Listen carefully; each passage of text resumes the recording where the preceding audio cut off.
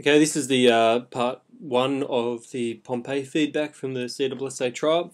I'm going to try and flick through the actual questions and the source booklet as I go, as well as looking at a sample response as well, so we can get an idea of how best to answer these questions. So the first question was multiple choice. Using source A, identify which of the following was not affected by the cloud dust. By the dust cloud earliest from the earliest stages of the eruption of Mount Vesuvius. So if I quickly scroll down to the source booklet, we can have a look at which city wasn't hit earliest by, so it's a bit of a tricky question. We'll go back to the question. Using source A, identify which of the following was not affected by the cloud dust earliest from the earliest stages of the eruption of Mount Vesuvius. So which was not earliest? So it's a bit of a tricky question. It's a bit of a dodgy one. So if you have a look at what was earliest, this is the dust cloud from the earliest of the eruption. So we've got Oplontis is in there, Pompeii is in there, and Stabiae is in there. So it can't be any of these. It's which one was not. So we'll go back and have a look. Okay, we've got Oplontis, Pompeii, and Stabiae. So it's obviously Sorrentum is the answer to that question. It is funny, and they shouldn't be wording them like this. The Board of Studies tries not to do that, but occasionally you might get this as well. Question 2. Using source A, explain why the ash cloud from the eruption of Mount Vesuvius did not cover Herculaneum. So again, this is only using the source. It's not your own knowledge, it's only the source. So let's have a look at why it didn't cover, the ash cloud of Mount Vesuvius did not cover Herculaneum. We've got 4 options here. Mount Vesuvius erupted in the direction of Pompeii. Well, Vesuvius volcanoes can't really erupt in a direction, they erupt up generally. Prevailing winds blew in a southeasterly direction.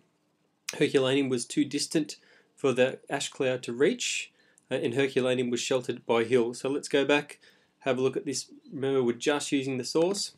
Alright, so we can't see any hills there. There's no hills in the source, so that counts that out as well. Okay, Herculaneum is closer than these cities here, so it's not because it was too far away. Alright, and we can't tell. Well, they don't erupt in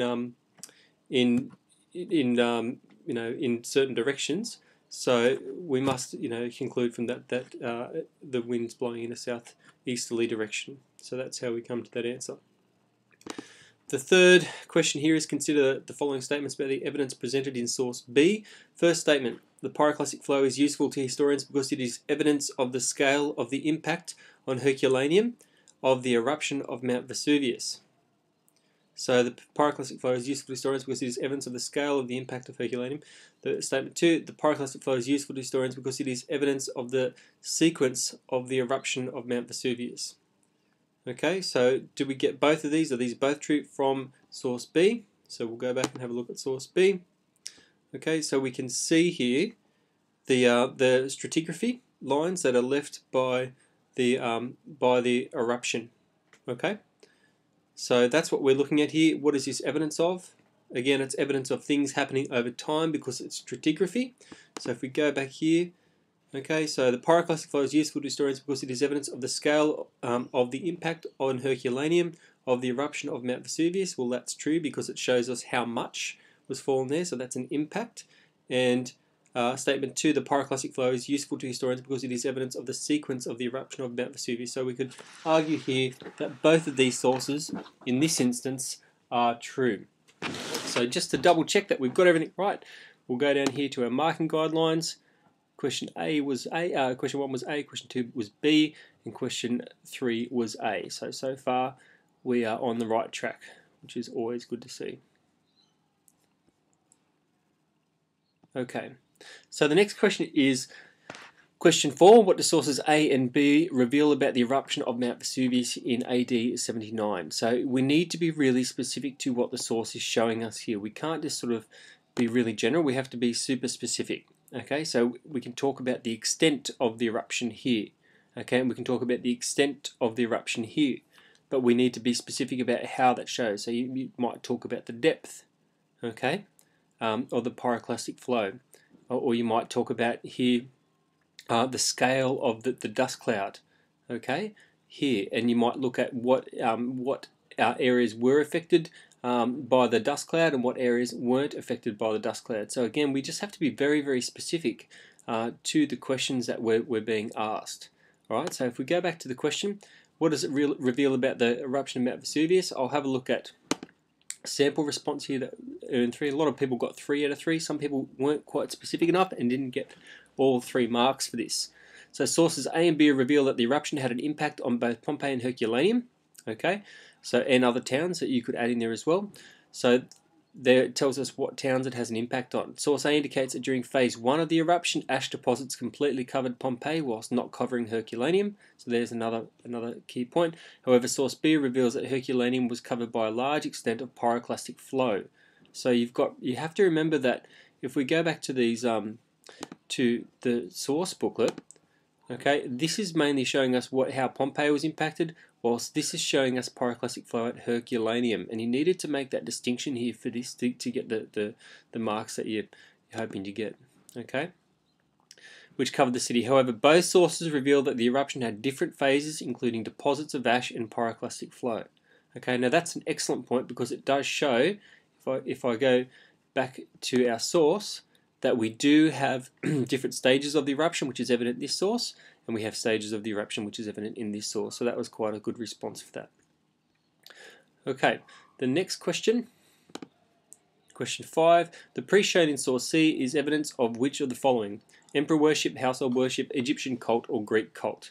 So this is again using your own knowledge. So we've got here a wall painting of a priest from the Temple of Isis in Pompeii. So you should know from your own knowledge that the Temple of Isis was an Egyptian cult. So therefore the answer to this question is C. Okay, so that's the answer to that question. Question 6. Which term best describes the function of the altar in source D? We'll go back and have a look at source D. Altar in the precinct of the Temple of Vespasian in Pompeii. Now, temples were used predominantly for sacrifice, so we need to make sure that's again part of your own knowledge. So you needed to use your own knowledge in discerning the answer to that question. So initiations, we should just discount that straight away. Singing hymns, we should be able to discount that. So it's either praying or sacrifices, and we should know, using our own knowledge, that sacrifices is the answer to that, particularly in public altars, in public places. All right, so let's go back, check our answers to that. Okay, 5 and 6 was D and C. So D was actually incorrect.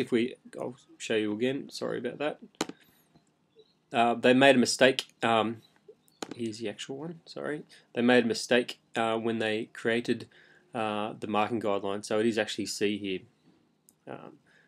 So C, and question 6 is C as well. So we'll go back up and make sure we've got those correct. So C, Egyptian cult, and C, sacrifices. So again, that's your own knowledge. Question 7. Now, only 2 people in the whole class got this right, and I'm going to show you why.